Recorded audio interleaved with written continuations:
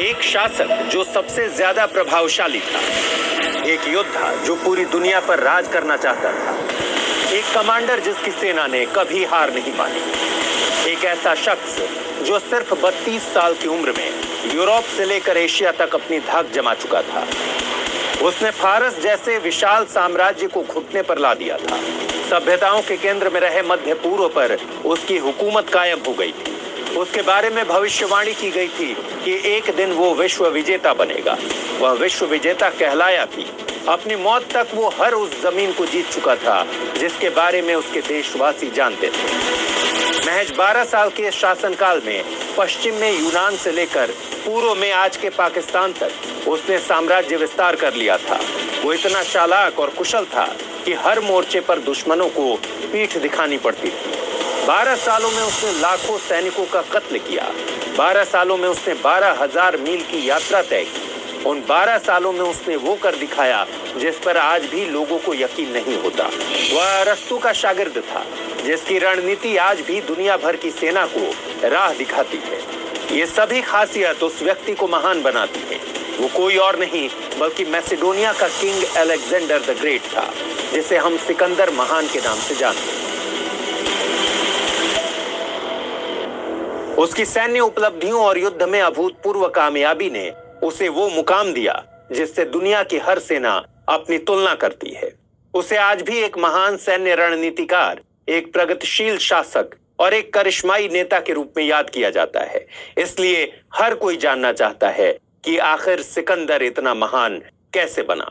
उसने कैसे महज 32 साल की उम्र में इतने सारे देशों पर कब्जा कर लिया। इतनी बड़ी लड़ाई सिकंदर ने आखिर कैसे लड़ी।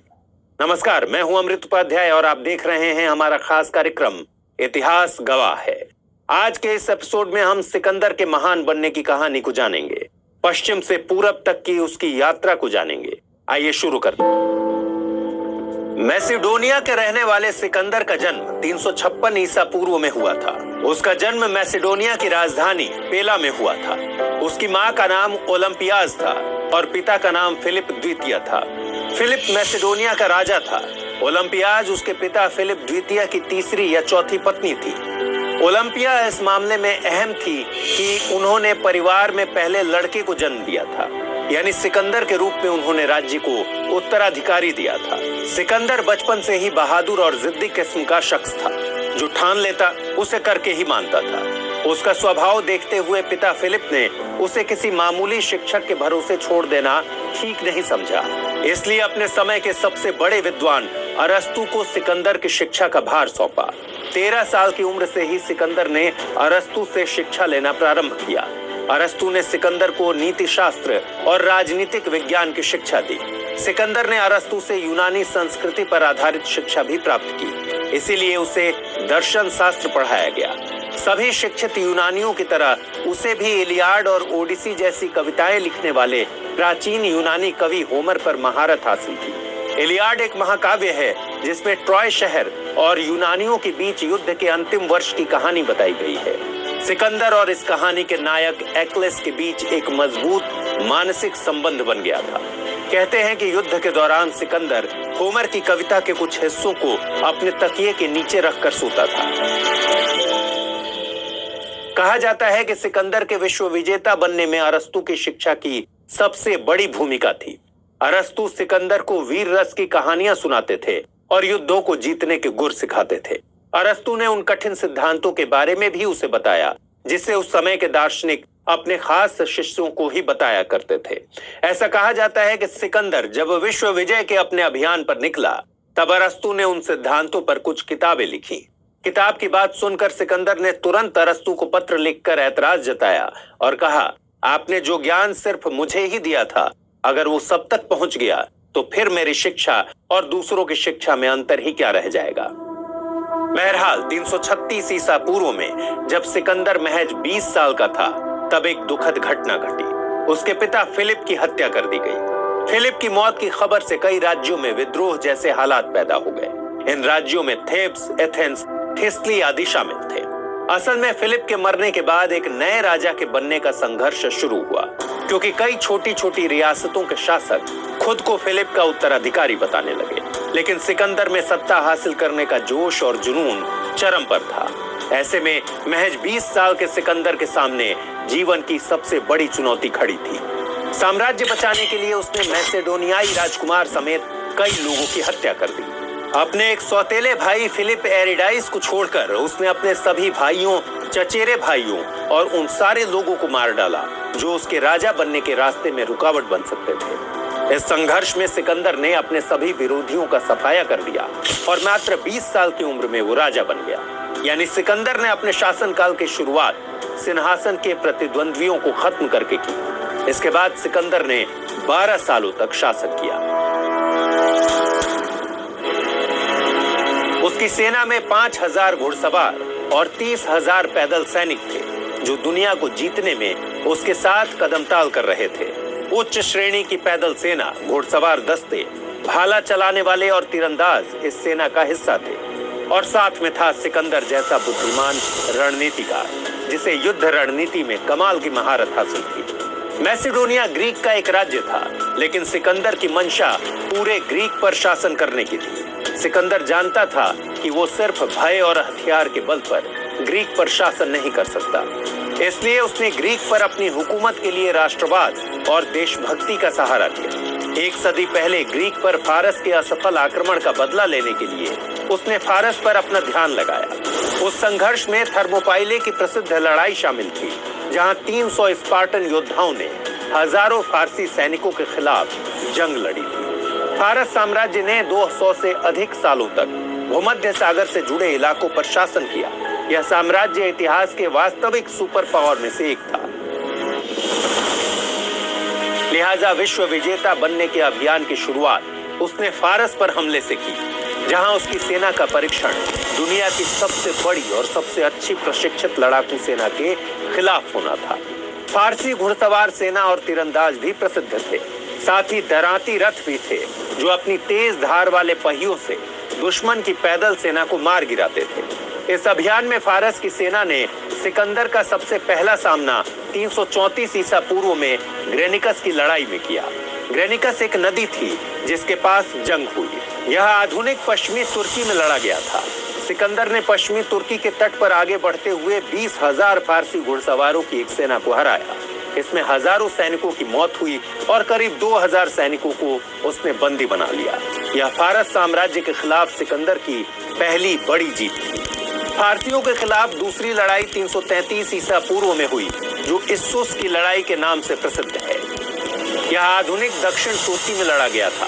इस जंग में उसका सामना फारस के राजा डेरियस तृतीय से हुआ, जिसके पास कुल 2.5 मिलियन सैनिकों की कमान थी।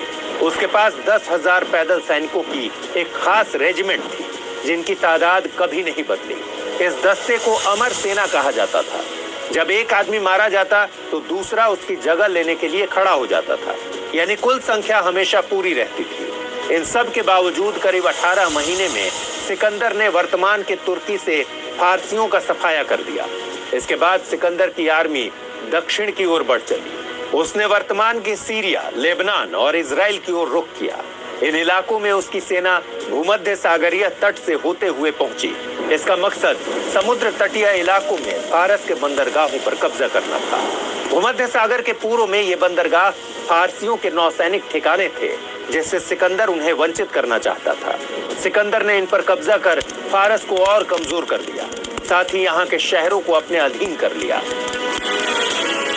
इसके बाद सिकंदर ने 332 ईसा पूर्व में मिस्र में प्रवेश किया, जो गाजा पर कब्जा करने के बाद 2 शताब्दियों तक फारसी शासन के अधीन था।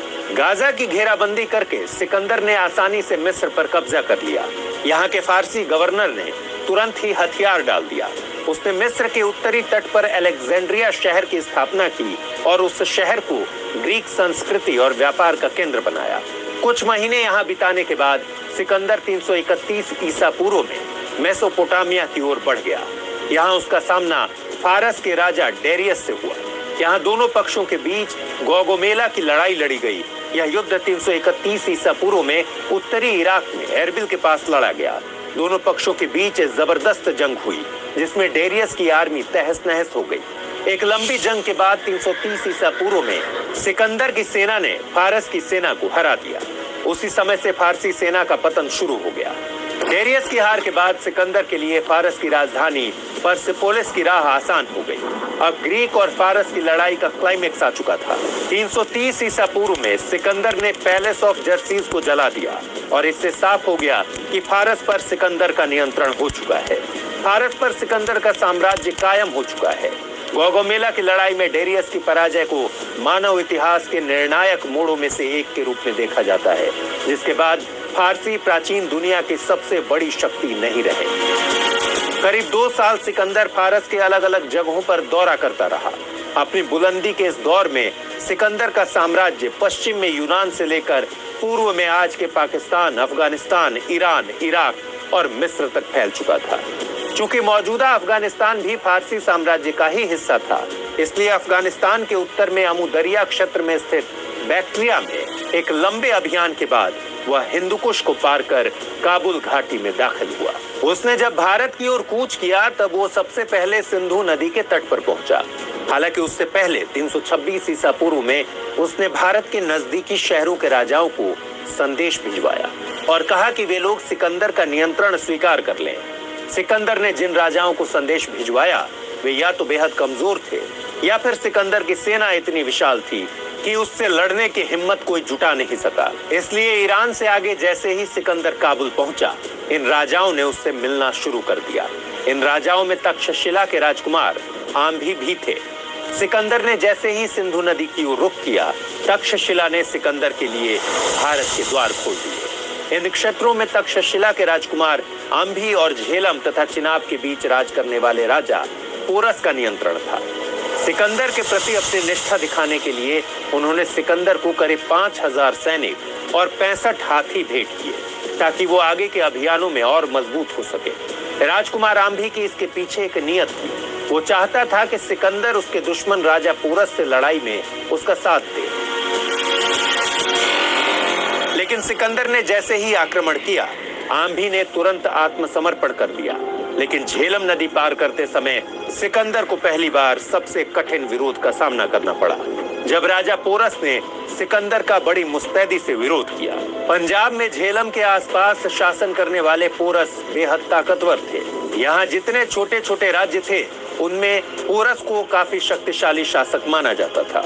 सिकंदर को उसके मुखबिरों से पता चला कि पोरस के पास एक बड़ी सेना है जिसमें कई भीमकाय हाथी भी शामिल हैं। क्योंकि सिकंदर के लिए ये नई बात थी, इसलिए हाथियों से लड़ना एक बड़ी चुनौती थी। बावजूद इसके सिकंदर की सेना पोरस को हराने का दावा कर रही थी। लेकिन उसी दौरान मानसून शुरू हो गया। इससे सिकंदर की आर्मी की मुश्किलें बढ़ गई। एक तरफ बारिश और दूसरी तरफ जबरदस्त गर्मी का सामना करना पड़ रहा था। ऐसे में सिकंदर ने सोचा कि अगर बाकी राजाओं की तरह पोरस भी हथियार डाल देता है तो उसकी सेना एक मुश्किल जंग से बच जाएगी। इसलिए सिकंदर ने पोरस को एक संदेश भिजवाया। इस संदेश में सिकंदर ने पोरस से कहा कि वो अपनी सीमा पर आकर उससे मिले और उसके सामने हथियार डाल दे। पोरस ने जवाब दिया कि वो सिकंदर से मिलने का अनुरोध स्वीकार कर रहे हैं, लेकिन हथियार डालने के बजाय वो युद्ध लड़ना पसंद करेंगे। पोरस का जवाब जानकर सिकंदर और उसकी सेना कई दिनों की यात्रा के बाद झेलम नदी के पास पहुंच गई। पोरस की सेना झेलम के उस पार थी। ये लड़ाई झेलम नदी के किनारे पंजाब में जलालपुर में हुई। मॉनसून के कारण जब वहां तेज आंधी और तूफान आया तो इसका फायदा उठाते हुए सिकंदर ने अपनी सेना के साथ नदी पार कर लिया। इससे पोरस को एक धक्का लगा। बेहतरीन प्रशिक्षण प्राप्त सिकंदर के सैनिकों से मुकाबला करना पोरस के लिए आसान नहीं था। सिकंदर के मुकाबले उनके पास कम सैनिक थे। एक अनुमान के मुताबिक सिकंदर की सेना में 50,000 से भी ज्यादा सैनिक थे, जबकि पोरस के पास करीब 20,000 की सेना थी। उनके पक्ष में सिर्फ एक बात थी कि उनकी सेना में हाथियों की तादाद बहुत ज्यादा थी। खैर, युद्ध शुरू हुआ। पोरस की सेना हाथियों को आगे कर सिकंदर की सेना से लड़ रही थी। हाथियों पर सवार होकर लड़ना सिकंदर की सेना के लिए बिल्कुल अलग और नई बात थी। लेकिन उस इलाके में लंबे समय से रहने के चलते सिकंदर के सैनिकों ने हाथियों से लड़ने का तरीका काफी हद तक सीख लिया था। इस भीषण लड़ाई में दोनों तरफ से लोग मारे गए। जब तक पोरस लड़ने की स्थिति में थे, उन्होंने सिकंदर का जमकर मुकाबला किया, लेकिन दुश्मनों से बहुत ज्यादा घिर जाने के बाद उन्होंने हथियार डाल दिया। ऐसा कहा जाता है कि पोरस ने वीरता के साथ लड़ाई लड़ी और काफी संघर्ष के बाद उनकी हार हुई। इस युद्ध को हाइडेस्पीस की लड़ाई कहा जाता है। असल में यह लड़ाई झेलम नदी के किनारे लड़ी गई थी और झेलम का ही दूसरा नाम हाइडेस्पीस रिवर है। मौजूदा वक्त में यह स्थान पाकिस्तान के पंजाब प्रांत में है। इस लड़ाई में पोरस की हार के बाद सिकंदर और पोरस की मुलाकात हुई। सिकंदर के जीवनीकार फिलिप फ्रीमैन अपनी किताब अलेक्जेंडर द ग्रेट में लिखते हैं, जब दोनों राजा मिले तो पोरस के हाथी ने घायल होते हुए भी घुटनों के बल बैठकर उन्हें नीचे उतरने में मदद की। सिकंदर पोरस के 6 फीट ऊंचे डील डॉल को देखकर बहुत प्रभावित हुआ। बंदी बनाने के बाद सिकंदर ने पोरस से पूछा कि उनके साथ किस तरह का सुलूक किया जाए। पोरस ने तुरंत जवाब दिया, जो एक राजा दूसरे राजा के साथ करता है। सिकंदर पोरस के इस जवाब से बहुत प्रभावित हुआ। उसने पोरस को उससे जीती हुई जमीनें लौटा दी। पोरस को हराकर सिकंदर गंगा की ओर जाना चाहता था, इसलिए उसने पूर्व की ओर रुख भी किया, लेकिन पंजाब की 5 नदियों में से अंतिम ब्यास तक पहुंचने पर उसके सैनिकों ने उसका साथ देने से इनकार कर दिया। भारत की प्रचंड गर्मी में लड़ने के बाद थकी हुई यूनानी सेना ने आत्मसमर्पण कर दिया। इसने सिकंदर को वापस मुड़ने के लिए मजबूर कर दिया और वो दक्षिण की ओर सिंधु नदी के साथ आगे बढ़ते हुए उसके डेल्टा तक पहुंच गया, जहां उसने अपनी सेना का एक हिस्सा समुद्र के रास्ते मेसोपोटामिया भेज दिया, जबकि दूसरे हिस्से को मकरान तट के साथ जमीन के रास्ते ले गया। वापसी के दौरान 323 ईसा पूर्व में बगदाद के दक्षिण शहर बेबीलोन में उसकी मृत्यु हो गई। तब सिकंदर की उम्र महज 32 साल थी। कुछ इतिहासकारों का मानना है कि उसकी मौत का कारण उसके जख्मों में होने वाला इन्फेक्शन था और कुछ का मानना है कि उसकी मृत्यु मलेरिया की वजह से हुई थी।